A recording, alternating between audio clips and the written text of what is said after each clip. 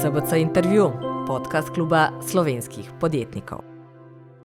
Ponovno pozdravljeni v podcastu SBC intervju. Moje ime je Katarina Matejčič in bom vaša gostiteljica. Danes pa moj sogovornik Robert Šumi, predsednik Komisije za preprečevanje korupcije.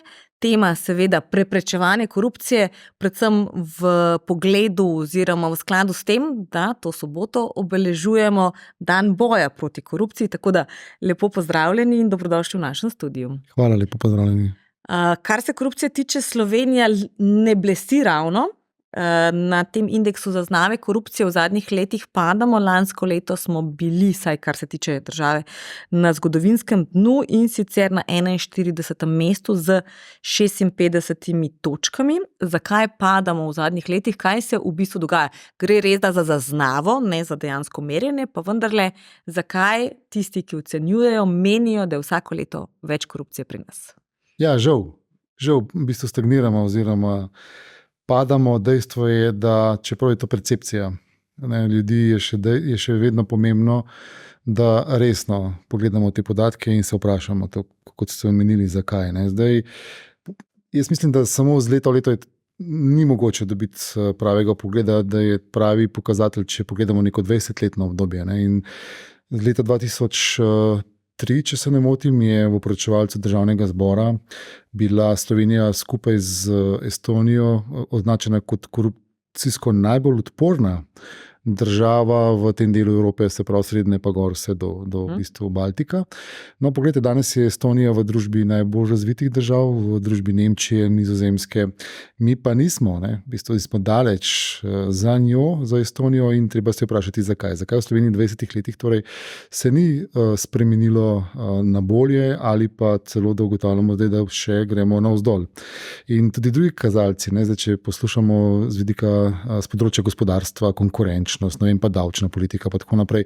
Ravno tako niso spodbudni za vlagatelje in zagotovo je vse med seboj povezano. In tudi glavni razlog, ki ga pač mi zaznavamo na komisiji, je zelo tesno povezan z družbeno-politično kulturo, predvsem politično kulturo. Kako se obnašajo, ko pride v bistvu na vrsto, da je treba spoštovati neodvisne institucije, samostojne organe, kot je KPK, kako resno imati potem takšne ugotovitve, ki jih organ sprejme, in ko so te pravnomočne, ko damo priporočila, kakšni so odzivi. Ljudje to vidijo. In ko ni prevzemanja odgovornosti za dejanja, tako takrat pravzaprav postane družba, ne bom rekel apatična, ampak seveda zelo nezadovoljna. In če se to nabira, če v bistvu ni občutka, da se stvari spreminjajo, je zagotovo tudi to odraz v indeksu, ki ga pravzaprav vsako leto vidimo, in ne bodimo presenečeni, če bomo konec januarja naslednje leto še padli oziroma da bomo stagnirali še naprej in nas bodo drugi, ki smo jih pregledali zviška, ne samo dohiteli, ampak počasi začeli prehitevati. In to je frustrirajoče. To sem ravno želela vprašati. Sploh zdaj od jeseni se zdi, da skoraj da ni tedna brez neke nove afere. Začelo se je s tistim New Yorkom, pa potem razpis za nevladne organizacije. Že celo leto nekako spopad na ravni Golob-Bobnar, pa Dars in tako naprej. Torej menite, da bomo januarja, ko je objavljen nov indeks, torej na slabšem kot 41. mestu? Jaz bom pozitivno presenečen, če bi mi slučajno napredovali. Vesel bi bil. Ampak ne bom pa presenečen, če ne bomo napredovali in če bomo padli, in tudi mislim, da moji sodelavci na komisiji ravno tako ne. Jaz ne bi tukaj samo letošnje leto dal pod vprašaj. Poglejte, tukaj zagotovo ljudje pričakujejo tudi kakšno obsodbo na sodišču, tudi mi jo pričakujemo. Postopki so predolgi, na koncu statistika ne odraža tega stanja, kot v bistvu mi ugotavljamo, da je po percepciji vse narobe. Če pogledate obsodilne sodbe oziroma dolgotrajnost postopkov, boste ugotovili, da nekako številčno je zelo malo obsodb pravnomočnih za korupcijska kazniva dejanja. Mi recimo imamo statistiko višjo, ampak seveda mi ne preiskujemo kaznivih dejanj, ampak standarde, mi pa smo odgovorni za standarde v slovenski družbi, ki pravzaprav preprečujejo korupcijo. Ne glede na to, da imamo višje število prijav, ne glede na to, da se v bistvu ljudje vse bolj obračajo z resnimi prijavami na nas, jaz še zmeraj ne bi rekel, da je to zgolj samo pokazatelj, da je stanje slabše. Lahko se tudi na drugi strani toleranca družbe do teh pojavov počasi zmanjšuje, kar bi bilo zelo dobro. Da ljudje postanejo bolj občutljivi in da zahtevajo večjo odgovornost. Tako da recimo, da te afere, ki ste jih omenili, zagotovo niso spodbudne. Prav je, da se jih naslovi. Komisija za preprečevanje korupcije vedno znova bo nadzirala vsakokratno oblast. Primerjava med prejšnjo vlado in to vlado je pa saj v tem, da ko mi naslovimo na to vlado neko priporočilo, neko ugotovitev, dobimo takšen ali drugačen odziv. Predhodna vlada se ni odzivala na naša priporočila, še celo več. V postopkih, ki smo jih vodili in pa so bili ti pravnomočni, so se nam neredko posmehovali. Mene pozivali, da res odstopim za njihove kršitve in tako dalje in tako dalje. Tako da v bistvu ta odnos politike do neodvisnih državnih organov, ki smo v prvi vrsti tukaj zato, da krepimo pravno državo, in mi s preprečevanjem korupcije krepimo pravno državo, je zagotovo destruktiven, to ni stimulativen. In če v bistvu se vladajoči ne zavedajo, zakaj smo regulatorji v družbi, potem je to velik problem in težko se primerjamo potem z razvitejšimi. To je en del odgovora, zagotovo. Omenili ste trenutno oblast, ravno trenutni premier je pri vas v postopku. Vi ste se izločili iz tega postopka. Zakaj? In pa tudi bilo je nekaj očitkov na to, da je trajalo toliko časa, da je KPK sploh uvedla preiskavo.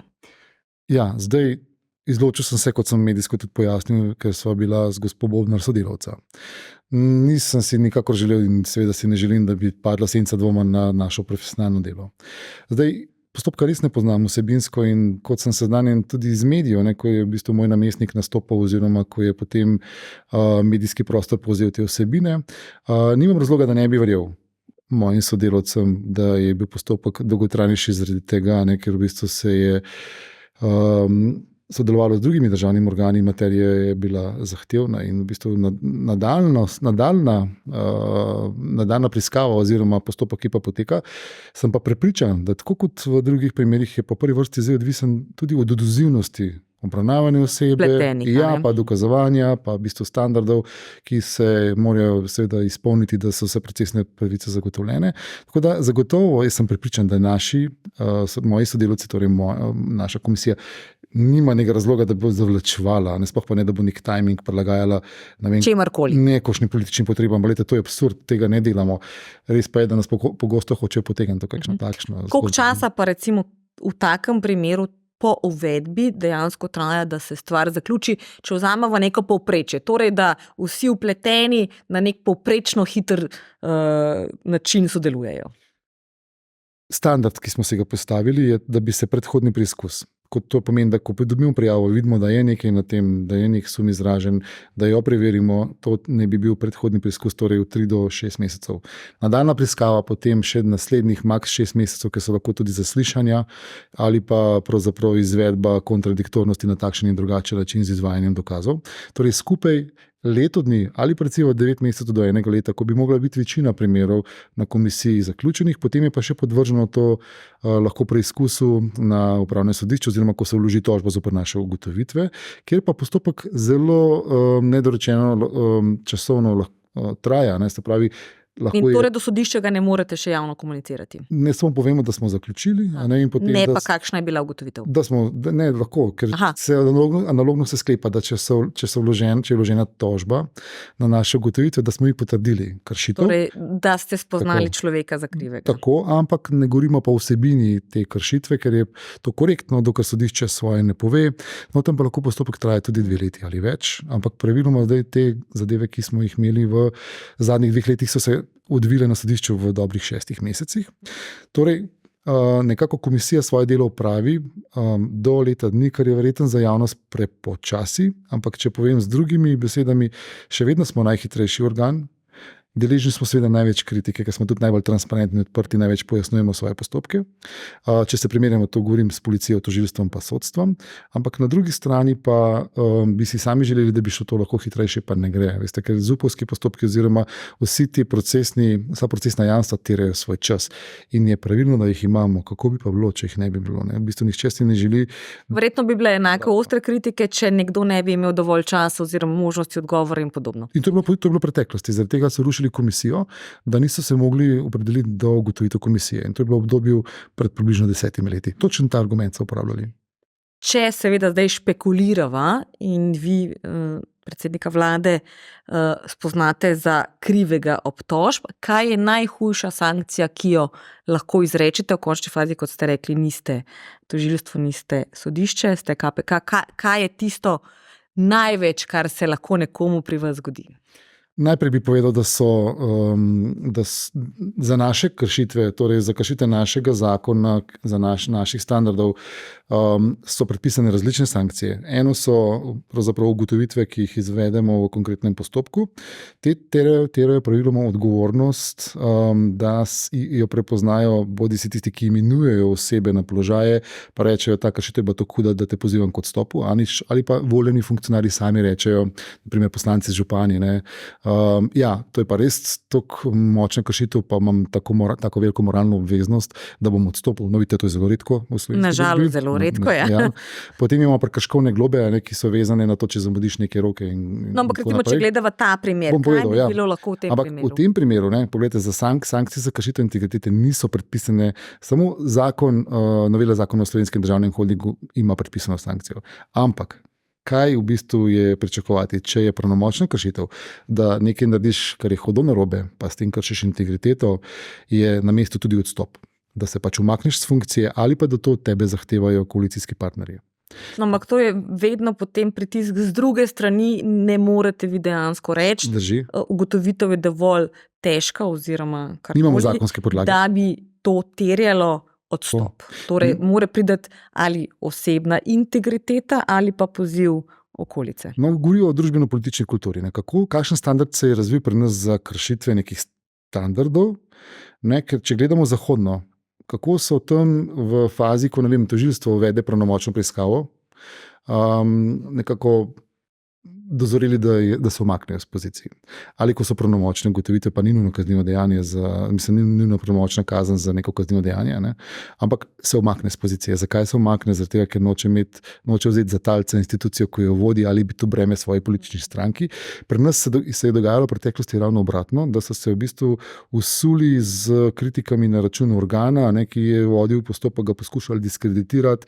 To stalno delajo s KPK-jem. Napad je najboljša obramba. Ja, ampak po drugi strani pa če vodiš državo, ko upravljaš z javnim dobrom, to ni tvoja lastnina, ti si odgovoren do družbe in tudi tisti volivci, ki so te izvolili, ti nisi samo njim na voljo na poziciji, ampak moraš za celo državo skrbeti. No in tukaj je ta nezrelost še vedno prisotna in se mi zdi, da je to dejansko vprašanje slehernega politika, njegove moralne dozorelosti in občutka odgovornosti. No in to je tudi odgovor na vaše vprašanje, kako, kako in kaj je odvisno pravzaprav od vseh teh dejavnikov.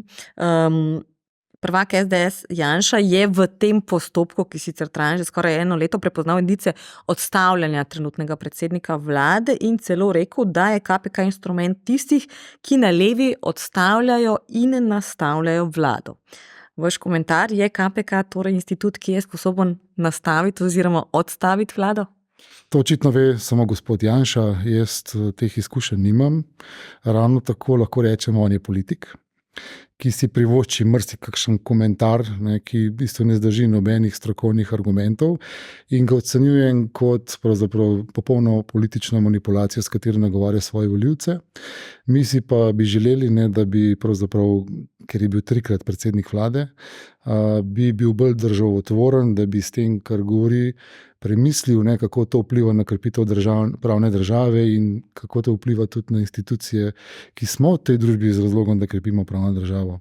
Tako da ne poznam teh stvari, v katerih govori, niti ne poznam nobenih stricev iz ozadja, niti ne vem, kdo je globoka država, niti ne vem, kdo so ti predstavniki, ki ne bi nama vsakodnevno vplivali s tem, da bi me usmerili, kako naj komisija vodi postopke. Tako da meni je zelo žal, da ljudje verjamejo temu.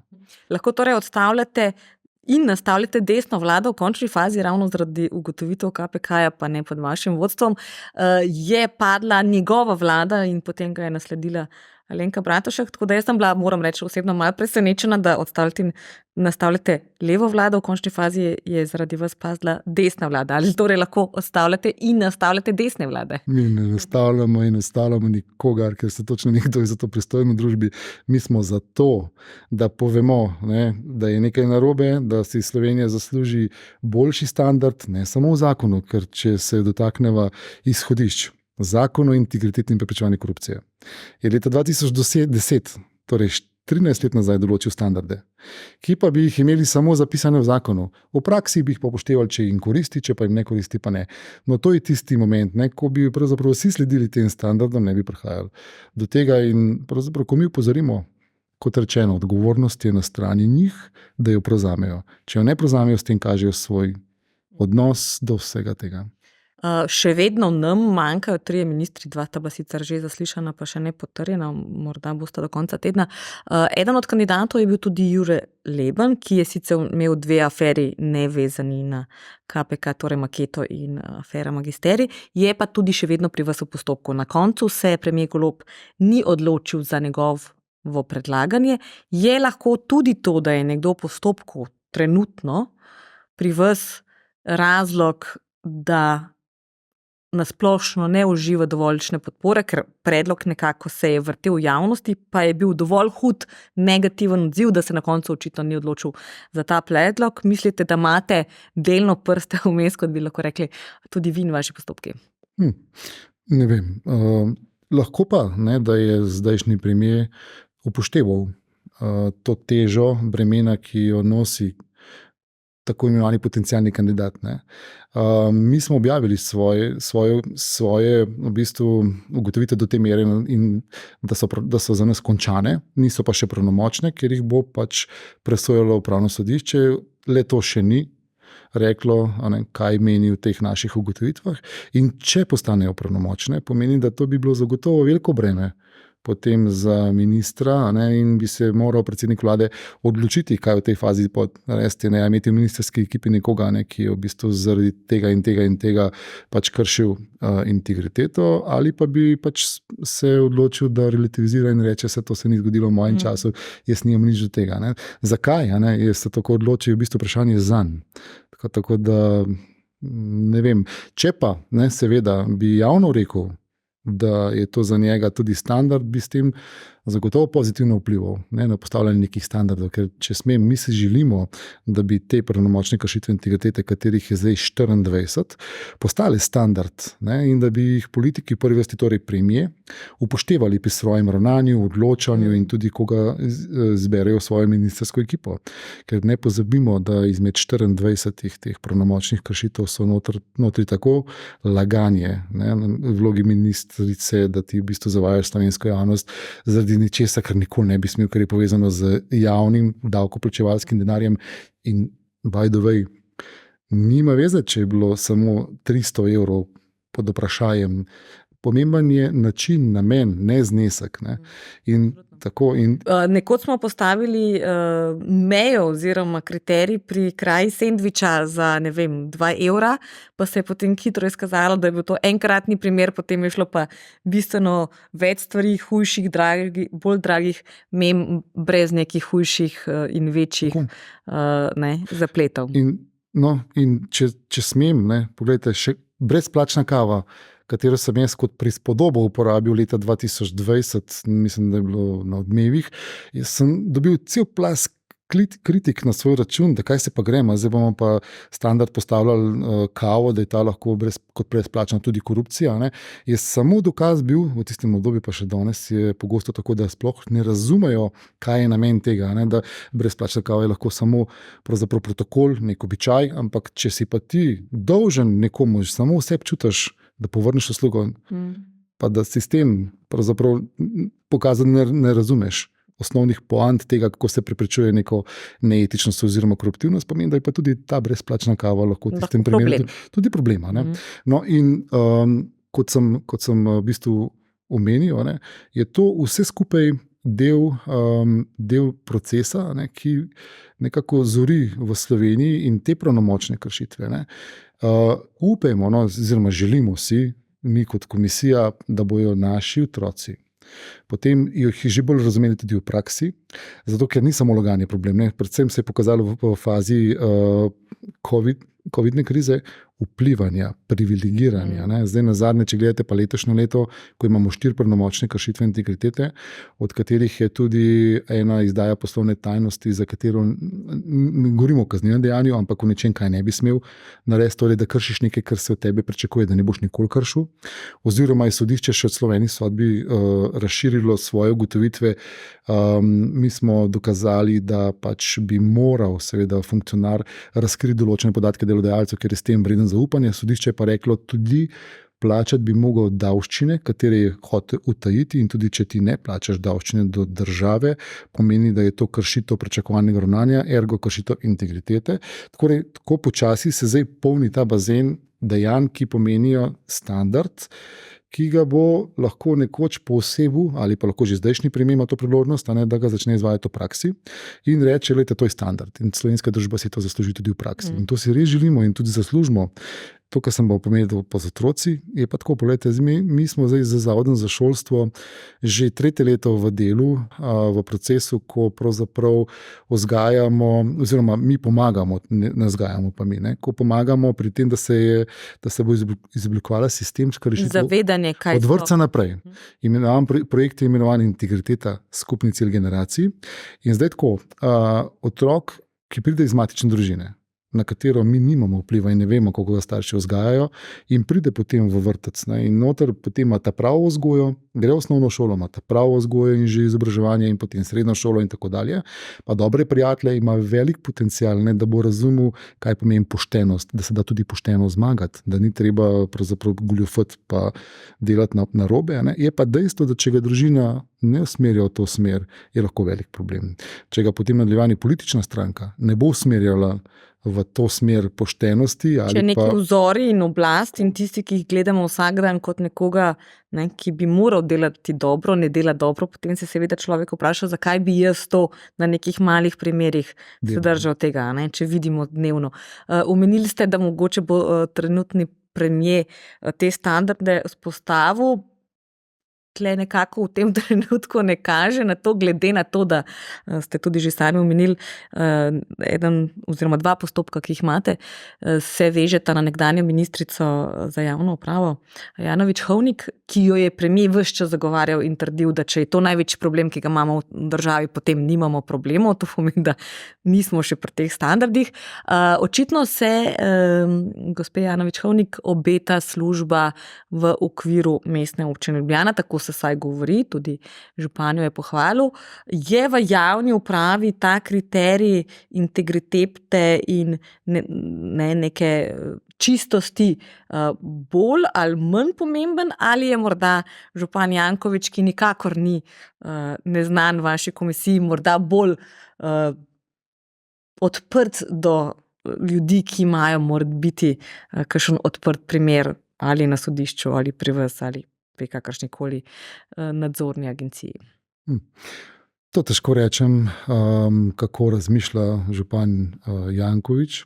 Lahko v bistvu pa zatrdim, da mi si želimo, da javne funkcije zasedajo ljudje z visoko stopnjo integritete, zaupanja vredni ljudje. In dejansko je v prvi vrsti vprašanje za tistega, ki imenuje neko osebo na funkcijo, zakaj se je zanj odločil. Na drugi strani, zakaj tisti, ki se poteguje, pravzaprav lahko zatrdi, da je vreden zaupanja, in ljudje to vidijo. Institucije, če imamo postopke, ki jih vodimo, to potem presojamo. Si pa želimo, da bi pravzaprav se raven, kot ste že omenili, raven na lokalnem nivoju se začela tudi krepiti, kar se tiče naših standardov. Tam je pa sivo polje še večje. Prej smo govorili o državi, zdaj pa 212 občin, toliko različnih županov, toliko različnih postopkov, in če se dotaknemo naših institutov, je tam sivine še več. To zdaj ne apliciram na Ljubljano. Povem samo, da pravzaprav, ko mi ugotavljamo, kakšni so statistični podatki na splošno, tudi s pomočjo sodelovanja združenj SOS, ZOS pa ZMOS, ugotovimo, da pravzaprav je tam mogoče ta nezainteresiranost določenih županov tudi akutni problem. Še več, mi imamo kar nekaj pravnomočnih kršitev integritete povezanih z župani, od katerih je eden župan še danes ponovno bil izvoljen, ki je v kamero lepo rekel, da je ponosen, da je kršil integriteto in bil še enkrat izvoljen. Ne, bi jo še enkrat kršil. Aha, bi jo še enkrat kršil. Pa je bil še enkrat izvoljen. Ljudje so ga legitimno izvolili in imajo vso pravico, da ga imajo tam. Kje je torej teže dobiti službo, če imaš to vrstno črno piko? V politiki oziroma javni upravi ali v zasebnem sektorju, torej pri nekem podjetniku, poslovnežu, ki ima oziroma vodi podjetje?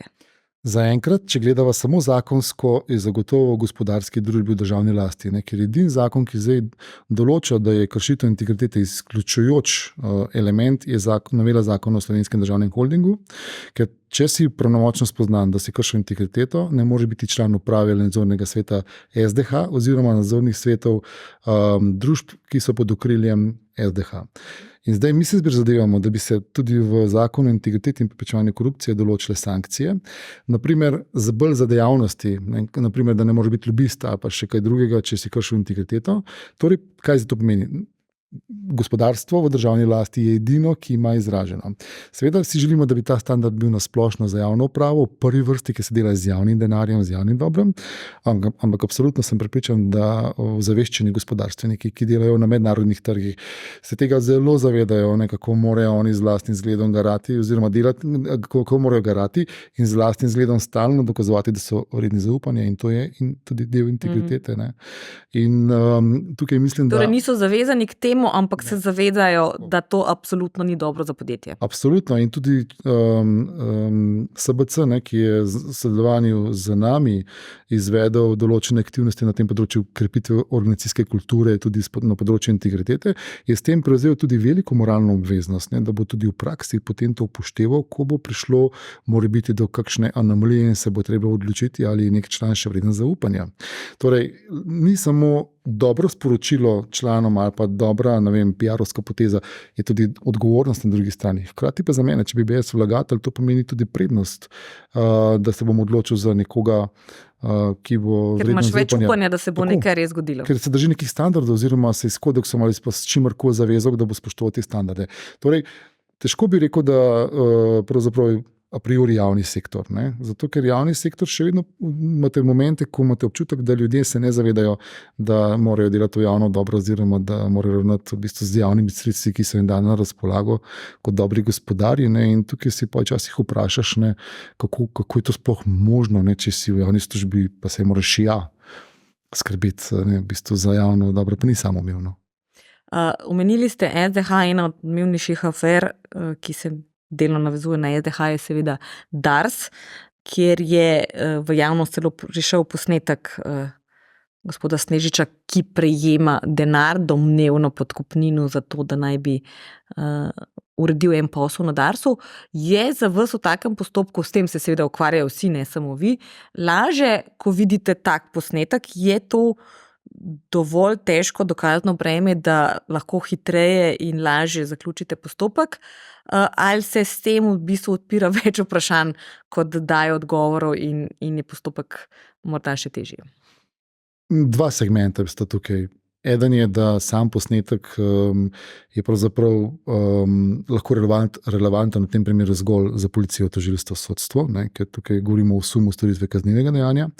Kar se pa nas tiče, pa če gledamo prijavitelja, je pa vkolikor pravzaprav pove nekaj, kar je koristno za organe preiskovanja oziroma preprečevanja korupcije, tudi kot smo mi, je v prvi vrsti nepomembno, kakšen je njegov namen, ko je to pač razgrnil v slovenski javnosti, oziroma zakaj je to storil. Čeprav si želimo seveda, da so vsi prijavitelji samo dobroverni, ampak je pomembno dejanje. Redko se to dogaja. Tako, ampak je pomembno dejanje. Dejanje, da se je to zgodilo, če se seveda dokaže, da se je zgodilo, da se proba to procesirati, pa dokazati, pa prepričati tudi naprej. Tako da tukaj je dejansko, kar se tiče zaščite prijaviteljev, je naša domena, vse ostalo je pa tukaj, v tem konkretnem primeru je pa stvar policije, tožilstva, sodstva.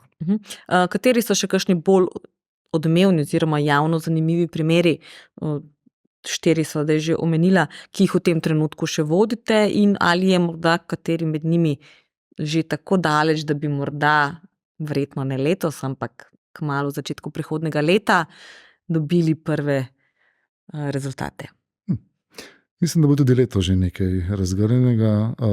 Lahko rečem, da mi ta trenutek vodimo več kot 350 različnih primerov prijav, jih obravnavamo. Torej, od tega je več kot 10 prednostnih zadev. Kaj pomeni prednostna, še nisem povedal. To pomeni, da za vse te največje javno odmevne primere pravzaprav smo sestavili tako imenovane time, ki delajo nenehno, in pravzaprav to pomeni ta prednostna obravnava, ker je ogromno v ozadju pridobivanja dokumentacije, usklajevanja, čakanja, ko ti organu nekaj pošlješ, da želiš, potem čakaš, da ti on pošlje nazaj in tako dalje. Zdaj, tisto, kar lahko napovem, no, da bo dokaj kmalu objavljeno tudi v javnosti, če se spomnite, so bile obtožbe na račun bivše ministrske ekipe, da so si nezakonito izplačali kompenzacijo za neizkoriščen dopust. No, komisija je tukaj sprejela odločitve in izvedla ukrepe, moramo pa samo še nekaj dni počakati, da bomo lahko o tem obvestili javnost, kako smo v tem primeru ravnali. Torej še pred koncem leta. Ja, računamo, da še pred koncem leta, in potem pa bo zagotovo zopet na vrsti tisto, o katerem smo govorili prej, ko bodo poskušali reči, ne vem, če vsi, upamo, da ne vsi, da je za njihovo ravnanje mogoče kriva komisija, če sem v bistvu špekulativen. Zdaj sva predvsem govorila o politiki, kjer so stvari najbolj odmevne, pa nekaj malega podjetja v državni lasti. Ogromno pa je vsako leto tudi korupcije v zdravstvu. V končni fazi se tam obrnejo milijarde in milijarde. Poznani so primeri od preskakovanja vrst, zlatih palic, ne vem, da ima mož ženo od predstojnika podjetja, ki dobavlja kot edino določen material oziroma karkoli. Tudi Računsko sodišče vsakeč, ko gre revidirati vsaj UKC, ne glede na to, kater del poslovanja revidira, odkrije sume korupcije. Koliko primerov imate, recimo, ki se v tem trenutku nanašajo na zdravstvo, na javno zavode, javne bolnišnice?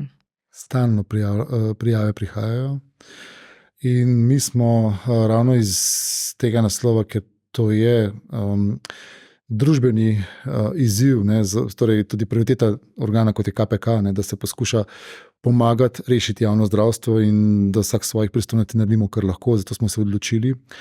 Sicer še pravzaprav takrat, v času, ko je bil v vladi prisoten bivši minister za zdravje, da bomo naredili tisto analizo, ki smo jo naredili v zdravstvu z področja pravzaprav nabav medicinske opreme, medicinskih pripomočkov in tako dalje, in razgrnili smo v juliju mesecu ugotovitve, predlagali potem ministrici, ministru in prejšnji teden, zdajšnji ministrici pa prejšnji ministru, pa prejšnji teden tudi na strateškem svetu za zdravstvo, da te ukrepe, te priporočila, ki smo jih izdali, upoštevajo pri pripravi zakonodaje, pri pripravljanju pravzaprav anomalij, za katere smo mi ugotovili, da so akutne, da so problem, da se preko njih odteka, tudi da ta denar odteka, ko v bistvu, če govorimo o sistemski korupciji, oziroma pri javnem naročanju. Seveda se pa vzporedno še pokaže cel kup problemov, ki so povezani tudi potem z točno tistim, kar ste vi omenili, pa ne bo to nepotizem, klientelizem, nasprotje interesov in kaj še vse. Tako da zgleda, da je tam vse prepleteno. Mi poskušamo tudi v sodelovanju z predstojniki naslavljati te probleme. Bi pa rad omenil, oziroma to moram omeniti, da je komisija od leta 2005, torej v zadnjih 17 letih, dala več kot 40 priporočil, torej 40 priporočil na področju zdravstva, od katerih ni bilo veliko upoštevanih. In zato smo mi z temi zadnjimi, ki smo jih pripravili, nekako želeli že v sodelovanju z ministrom bivšim, pa zdaj tudi strateškim svetom, da bi se zavezali, da jih bojo upoštevali. Ker več nima nekega smisla, da mi non-stop opozarjamo na neke anomalije. Delate brez nekega haska. Tako, ampak zdaj potem hasek bi bil, če bi jih upoštevali. Oni lahko zavrnejo, rečejo, da to ni življenjsko, da to ni izvedljivo, ampak je potrebno, da se vse odzovejo na to.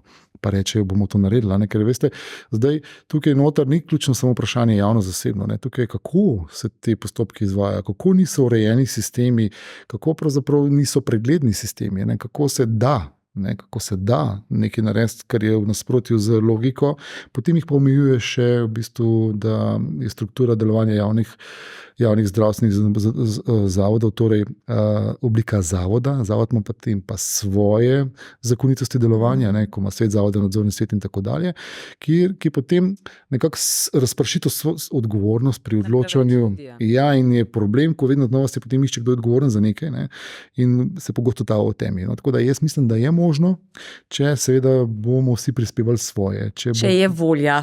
In če je vlada tista, tako, tukaj pa je na potezi vlada, ki bo pravi čas predlagala prave rešitve, navkljub, sem prepričan, močnim interesom določenih skupin v ozadju, da se ne bi nič spremenilo. Ne, ker dejansko denar pa je pri tem. Ne, ker če pogledamo spet podatek bivšega ministra za zdravje, ne, da se letno porabi 4 milijarde evrov za zdravstvo kot tako iz proračuna in je rekel, da je zraven še pol milijarde evrov stroškov za korupcijo, je to alarmantno. To je ogromno.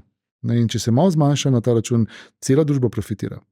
Ena ocena je, da se v Sloveniji zaradi korupcije letno izgubi 3,5 milijarde, zdaj ste omenili zdravstvo pol milijarde. Na kakšne načine torej ta denar odteka in kam, oziroma kako ste prišli do neke te ocene 3,5 milijarde? Te 3,5 milijarde je podatek, ki so ga nekako izračunali Evropski zeleni, to je pač politika znotraj Evropskega parlamenta v obdobju 2016-2018, ko so nekako ocenili, to je že za grobo oceno in nekako za relevantne dejanske podatke. No, težko je verjetno meriti, koliko denarja zdaj zaradi korupcije teče, ker če bi vedeli, potem bi bilo tudi korupcija. Lažje bi bilo, ne, ampak to so samo ocene. Tako kot percepcija pri indeksu je tukaj tudi v bistvu nekako ocena, da se na letni ravni 1000 milijard zgubi na ravni celega EU-ja. In ker ima Slovenija v bistvu v tem deležu 1000 svojih 0,35, tako je prišlo do teh v bistvu 3,5 milijarde. Ne.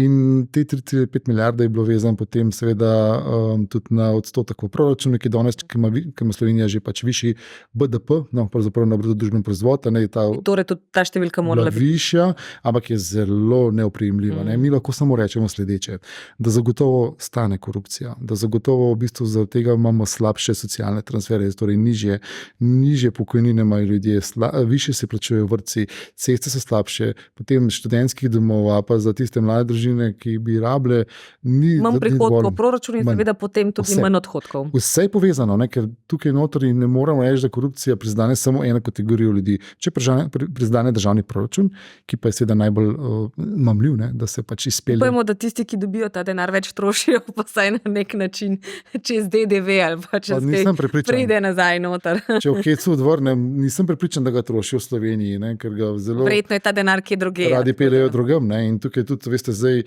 zelo na mestu vprašanje, kdo podkupuje javne uslužbence. To gotovo ne javni uslužbenci sami. Tisti, ki ima kapitalski interes, ki ima denar, da lahko to naredi.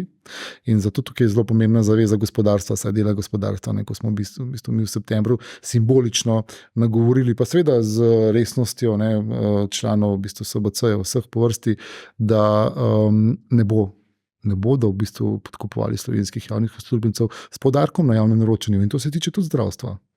In če se to dejansko v praksi začne počasi uresničevati in da se več in več ljudi zaveže k temu, potem je to neko upanje, ampak to je iluzorno pričakovati, da bo čez noč.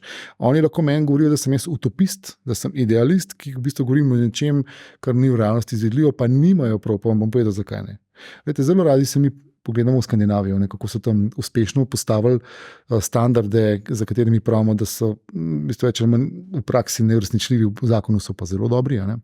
Ampak tudi oni so bili vikingi. Vsi vemo, kaj so vikingi počeli, ampak so se kot družbo odločili, da bodo drugače živeli. Enako zagotovo tudi v Estoniji, ki so bili Balti, bolj v bistvu socialistični, ne, kot pa seveda. Ja, in mi, pogledajte, zdaj rečemo, da pri nas pa ni sprememb zaradi takih in drugačnih, očitno jih nočemo. To je odgovorno vprašanje. In vse posod je korupcija prisotna, tudi v Skandinaviji, tudi v zahodni Evropi in vse posod v svetu, ampak je drugače naslavljajo. Odgovornost je večja, ne čakajo, ne branijo se, ne v bistvu skrivajo in ne bežijo pred tem, ali pa sploh pa ne, da bi se šli diskvalifikacijo nekih organov. No, to je, rečemo, zapleten krog, ki po 20 letih kaže situacijo, kakršna je, in če danes poslušamo najhujše kritike, bodo rekli, da bo Slovenija šla še samo na slabše, tudi s konkurenčnostjo gospodarstva in kaj še vse, in to je vse povezano. Tle se nekako dotaknemo tudi lobistov, ker imamo pri nas zelo nedodelan in ne prav zelo jasen sistem. Imamo sicer pri vas, se lahko vpišeš na seznam lobistov. Vemo, da je bila tja vpisana tudi zdajšnja partnerka premierja, hkrati pa na tem seznamu ni ogromno ljudi, ki dejansko lobirajo. Sploh na lokalni ravni se menda lobira na tedenski bazi. Kako se da to urediti? Je kakšen nov predlog zakonodajnih sprememb oziroma česarkoli, da bi se bistveno bolj jasno vedelo, kaj pomeni, da je lobist, da se prijavljajo stiki na eni in na drugi strani. Kot ste prej rekli, javni uslužbenec pač sprejme denar, ampak damo ga nekdo, ki ga ima. Bi se dalo to bolj urediti na ta način, torej vsaj delno omejiti korupcijo, tako na državni kot seveda na lokalni ravni? Zagotovo. Omenili ste mogoče najprej to lokalno raven. Statistični podatki, ki jih mi dobimo, kažejo, da na lokalni ravni skoraj ni lobiranja. Dejstvo je, kot pravite sami, da to ni res. Torej se ne prijavljajo. Kar je zelo zgovorno, je sledeče, da od vseh registriranih stikov, ki jih mi prejmemo, lansko leto, če na pamet, mislim, da jih je bilo okrog 3600, je bil samo 1% stikov, za katere so prijavili, torej 1% od tega je bil delež stikov, ki so jih prijavili registrirani lobisti. Torej 99% naredijo neregistrirani, torej to so izjeme. Izjeme so torej pravilo v Sloveniji, to je prva zadeva, ki jo treba odpraviti pa spremeniti. Leto nazaj sem poslušal razpravo v državnem zboru oziroma svetu, ko je predstavnik iz Nemčije razlagal, da oni so izjeme odpravili.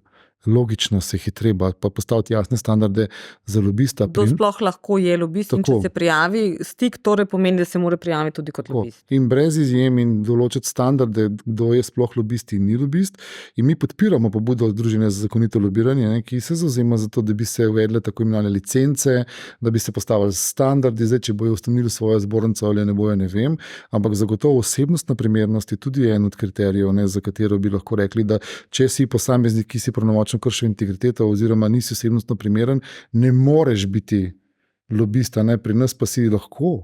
Samo ne smeš biti pravnomočno obsojen na kaznivo dejanje, moraš biti v bistvu poslovno sposoben, potem ne smeš biti zaposlen v javnem sektorju in še nekaj kriterijev izpolniš in potem te mora KPK po defaultu vpisati v seznam registriranih lobistov, ki pa še mislim, da nikoli ni presegel številko 85. Se pravi, to je nekako številka 80 do 85, kjer se število giblje stalno in pogledajte, to je škoda. Zakaj je škoda? Ker lobiranje s tem nismo ga pravzaprav postavili v zelo negativen kontekst v slovenski družbi. Ima zelo negativno konotacijo. Lobiranje pomeni nekaj slabega, čeprav vedno ni. Tako, če nekomu reče, da je lobist, tako je v bistvu v zadju, je občutek, da nekaj. Verjetno tudi zaradi ljudi, ki so bili nekoč lobisti, registrirani lobisti. Ja, mogoče, pa smo spet pri slovenski kulturi. In če gledamo Evropski parlament, tam je, kot sem seznanjen, cel kup registriranih lobistov, ki so dnevno prisotni in poskušajo vplivati, in je to popolnoma demokratičen proces in je sprejet in je razumljen kot legitimna dejavnost.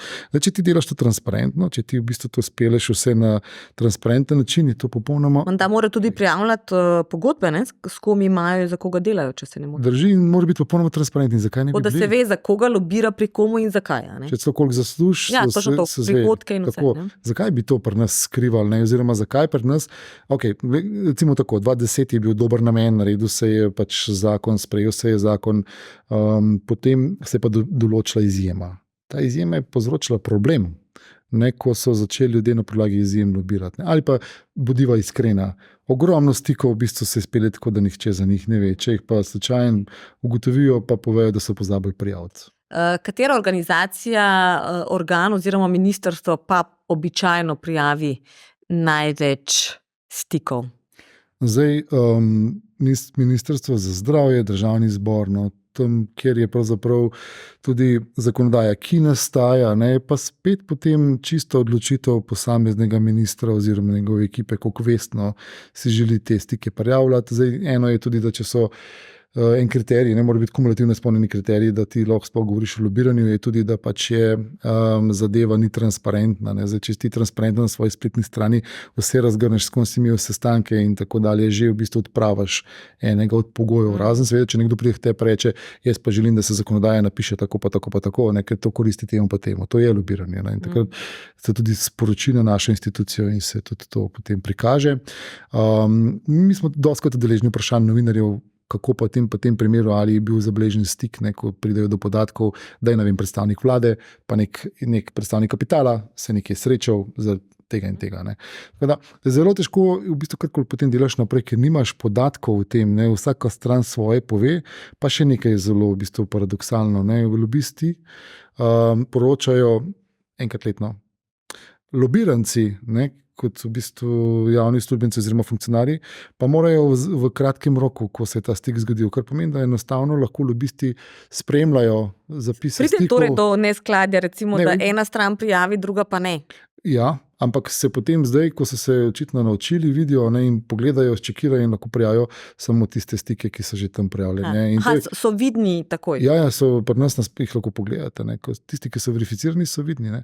In to je tudi problema, ne, zato ker jim polagamo. Morali bi jih skriti vsaj za en mesec, ko je ta tudi drugi zavezan k temu in bi mogli skrajšati čas. Ne, tako da imajo vsi recimo en mesec časa in se ne vidijo med sabo, pa da vidimo, kolikrat se te škarje poklopijo in kolikrat grejo zelo naravno. Se zavzemamo za to, da se ta stvar spremeni, pa to ni edini institut, ki je potreben prenove, nezdružljivost funkcij, nasprotje interesov, omejitve poslovanja, potem imamo integriteto, upoštevanje naših priporočil in kar vidite, kar nekaj teh institutov.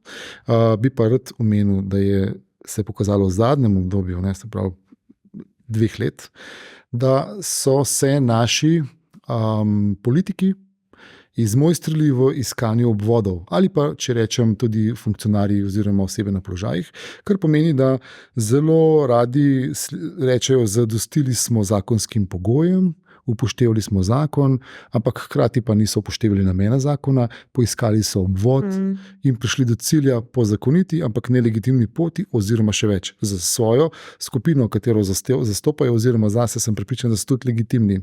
No in to je tudi rak rana slovenske družbe, ne, ko pravzaprav ti želiš biti pametnejši od države, ne, ko ti moraš poiskati način, kako boš državo prinesel naokoli. No, tukaj na tem mestu, če dovolite, sem se pogovarjal z enim od vaših članov, to je bil gospod Akrapovič, s katerim sem točno to govorila, on je v bistvu uporabil besedo nadmudriti, ne, in ja, res je, ne, očitno smo, kulturno gledano, mene to zanima, zakaj Slovenci tako kot je, ne, se še vedno radi obnašamo tako, da radi nadmudrimo državo, pa ne bo to plačilo davkov, ne bo to eno ali drugo. Ne, in imamo diplom magisterijev malo more, za katere se skaže, da niso legitimni, celo srednje šole nekateri. Ali pa pozivi, kako se lahko tvoj denar davčno optimizira, ne, in vse to pomeni... Celo s plakati. Tako, vse to kaže v neko nadmudrenje. Ne. No, in nažalost, dokler mi imamo presegli tega, da imamo samo eno državo, da je to v bistvu naša država, da moramo za njo skrbeti kot dobri gospodari, toliko časa ne bo tega zasukal. Toliko časa bomo eni govorili, drugi bojo pa se smejali. Se je pa vzpostavil zdaj ta sistem žvižgačev, sicer za mala podjetja imajo še nekaj malega, par dni še časa, da to vzpostavijo, medtem ko večja, kjer naj bi bilo tudi več do 249 je do 17. decembra. Do 17. decembra. Je že kakšna prijava prišla iz tega novega sistema? Podjetja opažajo, da je žvižgačem lažje tako dostop do prijave, zaščita žvižgača in vse, kar sledi potem. Je sistem v tem slabem letu zaživel? Daje kakšne rezultate? Zdaj je prezgodaj govoriti za to, zato ker zdaj je faza še, kot ste omenili, vzpostavljanje sistema. Zdaj, mi bomo naslednje leto dobili prve statistične podatke od zavezancev, nekako se ocenjuje, da je približno 3000 institucij, vključno s privatnim sektorjem, ne, v bistvu takih, ki nam bojo morali poročati. Zdaj, da so dobili nekaj, niso dobili. Zdaj, koliko jih bo od tega poročali, ne vem. Mi bomo še vedno sledili, še vedno bomo imeli neko prehodno obdobje, recimo vsaj polovico naslednjega leta, ko bomo opozarjali v primeru, da se ugotovi, da nekdo ni vzpostavil teh poti. Bi pa tukaj povedal, zelo je pomembno, da se zavedamo, da je zakon po standardih zelo dobro napisan, ker nudi dobre ukrepe, ki lahko pomagajo prijaviteljem, da so zaščiteni. B, je pa pravzaprav najbolj pomembno, kako se bo pa izvajal v praksi.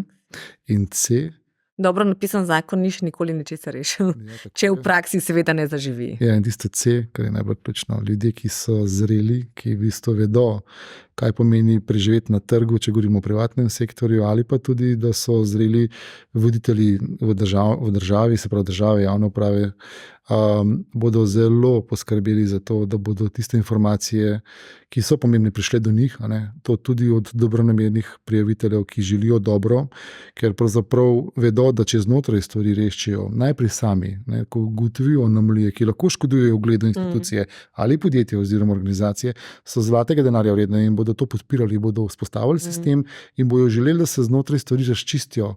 In to je namen tega zakona, da pa se potem ne izvaja poročilni ukrepi, kar je pa nažalost povezano tudi s tem, ko se spodbuja tudi v javnosti določene skupine ljudi, da so to vse v duhi, ki pravzaprav bojo zdaj pač vrnili državo v društvo. To je zopet politično natolcevanje pa manipuliranje, sploh ne vedo, kako škodijo s tem ljudem, ki želijo nekaj dobrega za slovensko družbo, ko želijo opozoriti na neko anomalijo. Torej, vse, kar govorijo danes, je povezano z moralno dozorelostjo, visoko stopnjo integritete in transparentnostjo, pa občutkom odgovornosti, ki ga imaš, ko nekaj delaš. A si ti direktor firme oziroma lastnik firme, a si pač predstojnik organa, ki ga vodiš znotraj države, imaš neko odgovornost.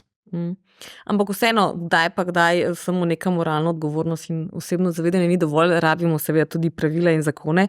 In za KPK se velikokrat reče, da je brezzobi tiger, prej sva že govorila o sankcijah, kaznih, in tudi sva že omenila verjetno največji uspeh, verjetno nasprotna stran ne bi tega tako mislila, je bil takrat padec Janševe vlade, ko je KPK ugotovil neskladnost prijavljenega premoženja tako gospoda Jankovića kot gospoda Janše.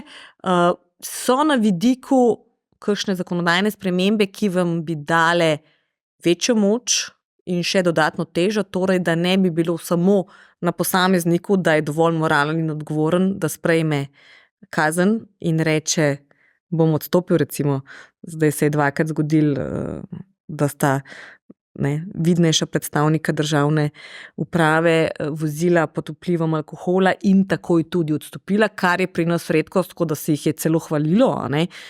Poglej, kako zelo so dobri.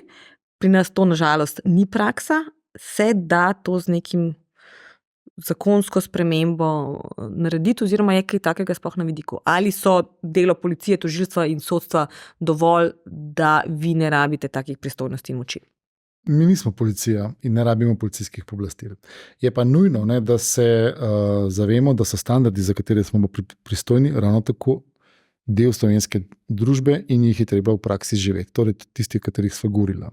Na podlagi katerih potem uživaš zaupanje na funkcije, torej, če imaš visoko stopnjo integritete, si odgovoren, transparenten in pa da prevzameš odgovornost, kako je to potrebno. Tako da jaz, če pogledava 20-letnico, 20 let bo drugo leto, ko je KPK ko bo KPK prisotno v slovenskem prostoru, stalno pod ukinjanjem vseh tistih, ki jih v bistvu KPK obravnava, ne bi pravzaprav se hvalil s tem dosežkom odstopa bivšega premierja oziroma župana, ki sta nažalost, oziroma te dva postopka sta oba potem procesno najprej padla, potem, ko je bil proces obnovljen po drugih kautelah, to je tista kontradiktornost izvajanja dokazov, je bila zadeva pravnomočna, nikogar več ni zanimalo. Vmes so bili tudi drugi primeri, ki so bili v postopku, lansko leto je bil pretekli primer tudi pravnomočno obravnavan, ampak odgovornosti ni bilo več take. In zdaj so začeli določeni mediji primerjati to, kar se izvaja zoper v bistvu zdajšnjega primera s situacijo izpred 10 let. Jaz tega res ne bi primerjal. Je pa dejstvo, da pravzaprav največji dosežki štejejo, največji dosežki so tisti, ki bodo vplivali na to, da se bo spremenila kultura v slovenskem prostoru, to je preko vzgoje in izobraževanja, od vrtca naprej. Zdaj prihaja nov projekt Ambasadorji integritete, ko bojo javne osebnosti prepoznane, nagovarjale tudi mlade. To so dosežki, ki štejejo, resolucija tudi v bistvu šteje. Zdaj tukaj, kaj bi pa bilo potrebno, je pa sledeče. Ko se mi družbeno poenotimo, se pravi družbeno-politični konsens, da želimo vsi izplavati iz te sivine, če želite, ali pa situacije, kakršni smo na področju preprečevanja korupcije, torej vsak prispeva svoj delež. To nagovarja tudi osnutek nove resolucije. Mi, KPK, vsi neodvisni državni regulatorji, državna uprava kot taka, torej državna uprava, potem nevladniki, civilna družba, potem imamo tukaj medije, potem imamo tukaj v bistvu gospodarstvo. Glede, vsi skupaj, vsak svoj delež prispevati in reči, želimo drugače. Ko se da, pa potem imamo pa parlament, z vsega tega ven, ki mora pa odločati in reči, ne, gledajte, ta zakonodaja, ki jo imamo, je pravzaprav potrebna prenove in resolucijo želimo sprejeti, ki pa temelji na tem in tem in tem. No, in to je moment, ko bo pravzaprav priložnost, da se vprašamo, ali je bil kakšen učinek v teh 20 letih, ko se je konstantno pogovarjalo, kaj se sme, pa kaj se ne sme, pa špekuliralo o ugotovitvah, oziroma ali je edini kriterij pravnomočna sodba sodišča, ki nažalost, pogledajte, traja včasih 10 let. In tudi več. In tudi zastara in še kaj. Tako, ali pa jih je zelo malo, ali pa je zadost pravnomočna obtožnica tožilstva oziroma pravnomočne ugotovitve KPK-ja in kakšna je za to sankcija in potem se treba tega držati. Zdaj, če ni dovolj moralna dozrelost predsednika vlade, potem je treba to reči, da nekaj zapiše kot standard. Pa bom vam povedal, dejstvo je, da kodeks vlade Republike Slovenije na tem področju je zelo ohlapen, ni podpisan in je nekako da ga ali ga pa ne upoštevaš. Ne? Se pravi, ne želijo sami sebi postaviti takega standarda, da bi si ga pravzaprav... Da bi si preveč zategnili pravila. Da bi si ga morali potem upoštevati. To pomeni, da pravzaprav mogoče tiste predvolilne obljube, s katerimi pride na oblast, res niso pristne, ker ko ti nagovarjaš ljudi, da boš spoštoval to, da boš se boril proti temu po temu, a to delaš dejansko samo zato, da bereš na funkcijo kot nek dober PR. Da končamo v bistvu tam, kjer sva začela, glede na to, da ta indeks meri zaznavanje korupcije in tukaj padamo, pomeni, da nekdo pri nas zaznava korupcijo. Hkrati ste rekli, da obstajajo ljudje, in to ni samo župan, ki so ga omenili, ampak tudi bistveno višji politiki, ki so imeli pravnomočne ugotovitve, pa so bili ponovno izvoljeni. Ali povprečen Slovenec ve sploh, kaj zares je korupcija, jo zaznava kot nekaj slabega in predvsem je pripravljen tako dejanje tudi prijaviti, ker recimo tudi primer Darsa je šlo za nekoga, ki nečesa ni dobil, pa je postal jezen, če jaz prav razumem primer, pa je zato prijavil, ker če bi dobil posel, ne bi prijavil. Običajno so potem drugi razlogi za prijavo, ne zgolj za to, da sem dobrega srca, da se zavedam in moralen, odgovoren in zato prijavim. Torej, je povprečen Slovenec tak, da ve, kaj to vse skupaj pomeni? Jaz mislim, da ja, zato ker mi se zdaj pogovarjamo o anomalijah. Ves čas govorimo o tisti peščici, ki ne nazadnje je prevladujoča potem, ko govorimo o njih. Velika večina ljudi, ki danes pravzaprav živi popolnoma normalno, neizpostavljeno življenje, je zagotovo poštenih in hoče tudi pravzaprav na pošten način iti zvečer spat.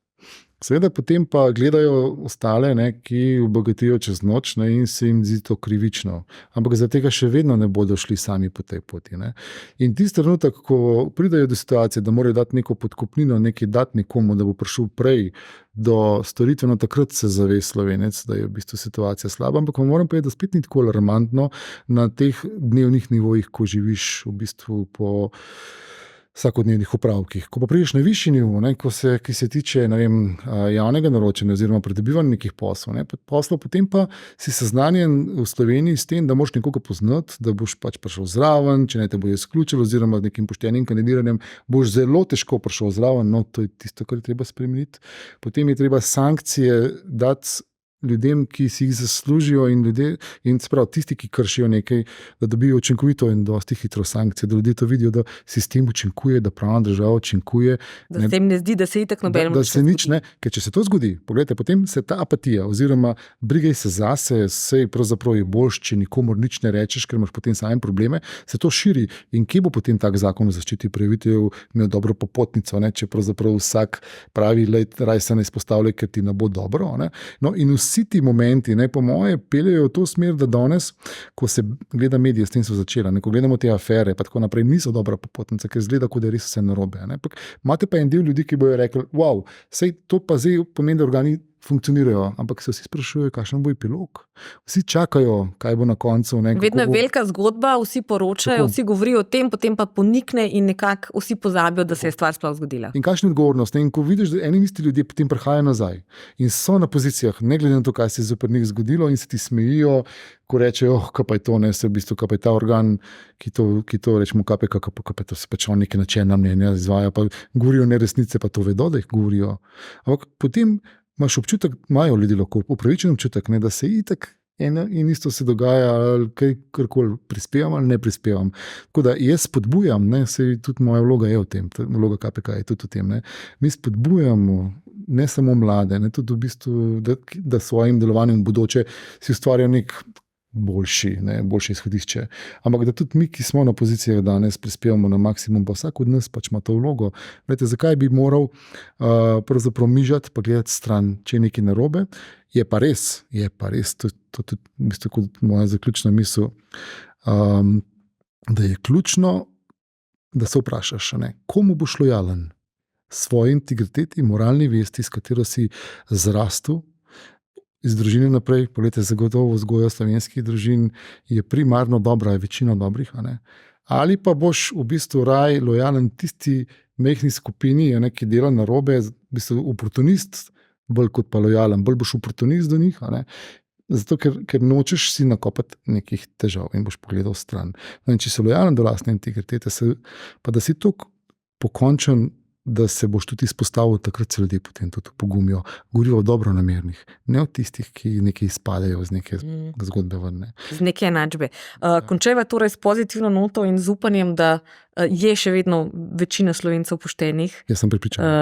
Se zavedajo, kaj korupcija je in jo bodo tudi vedno bolj prijavljali in da tudi morda ta nova generacija, ki je recimo tudi okoljsko bolj osveščena, bolj se zaveda, kaj pomeni protičas, delo in podobno, morda tudi bolj se zaveda, kaj korupcija je. Tako da končajva s to neko pozitivno noto, da ne bo vse tako zelo negativno v končni fazi. Se v soboto praznuje dan boja proti korupciji. Hvala lepa za vaš čas, hvala lepa za to, da ste bili gost v našem studiu in pa seveda čim manj prijav in čim več hitro končanih postopkov, ne glede na to, ali se končajo z neko obsodbo ali z oprostitvijo. Hvala za povabilo in vse dobro tudi vam. To je bil še en SBC podcast intervju. Vabljeni k ogledu oziroma poslušanju in pa seveda do naslednjič vse dobro. SBC intervju, podcast kluba slovenskih podjetnikov.